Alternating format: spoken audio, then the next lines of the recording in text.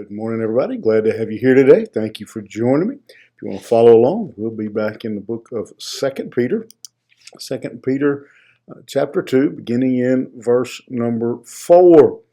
Here Peter says, "For if God did not spare angels when they sinned, but cast them into hell and committed them to chains of gloomy darkness to be kept until the judgment, if he did not spare the ancient world, but preserved Noah, a herald of righteousness, with 7 others when he brought a flood upon the world of the ungodly, if by turning the cities of Sodom and Gomorrah to ashes, he condemned them to extinction, making them an example of what he is going to happen to the ungodly."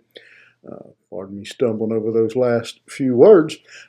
This is a passage, again, as you probably have figured out by now, a lot of Peter's emphasis is speaking against false teachers, warning against false teachers, warning false teachers themselves that they need to correct their ways. And so here he gives 3 examples of the warning, that the seriousness of the warning that the false teachers need to be aware of.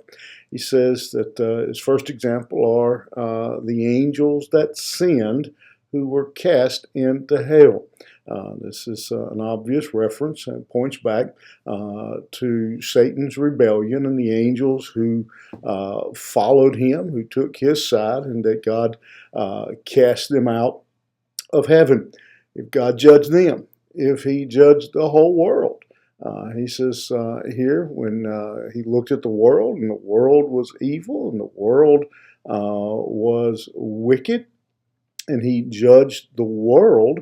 And notice here he gives a little twist on. In the first example, he points out the angels who were judged. But here he also reminds us that while he did not spare the ancient world, but he did preserve Noah. He did preserve the righteous, those who were not evil. They were protected. But he says the evil world were judged. And so he gives us a second example of God's judgment. And then finally, perhaps what may be one of the most familiar stories, and that is the story of Sodom and Gomorrah. Again, that he judged them, that he condemned them, it says, to extinction. And so we've got 3 examples here of three examples of the judgment of God on those who lead ungodly lifestyles, who live these kinds of lives, and then are unrepentant. And so Peter says the false teachers need to be aware that God's judgment is sure. That he says, if he didn't spare the angels, and if he didn't spare the world, if he didn't spare Sodom and Gomorrah, then what else? Then who among the ungodly think that they are? That somehow they are immune, that somehow they're going to avoid the judgment of God.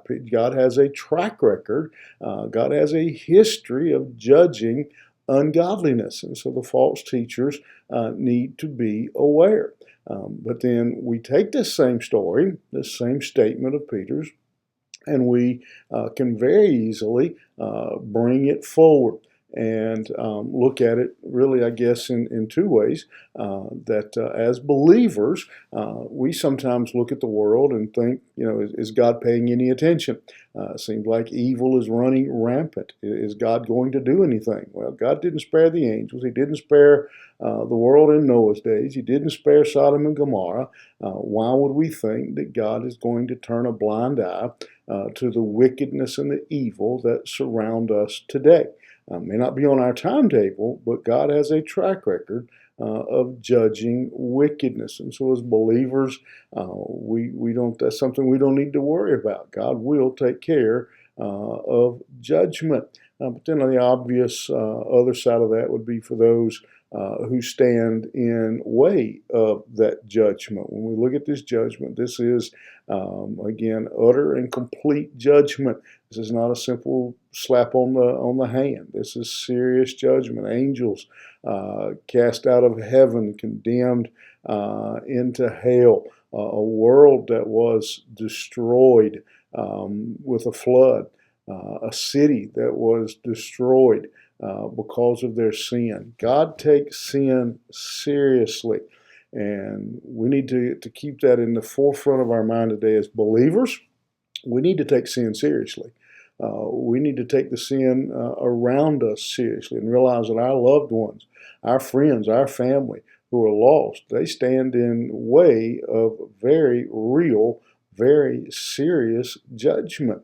And we need to be doing everything we possibly can to introduce them to salvation through Jesus Christ. But this morning, if you happen to be listening and you don't know Christ, you don't know Him as your Savior, you stand in way of this very certain judgment that God has always exhibited towards rebellion.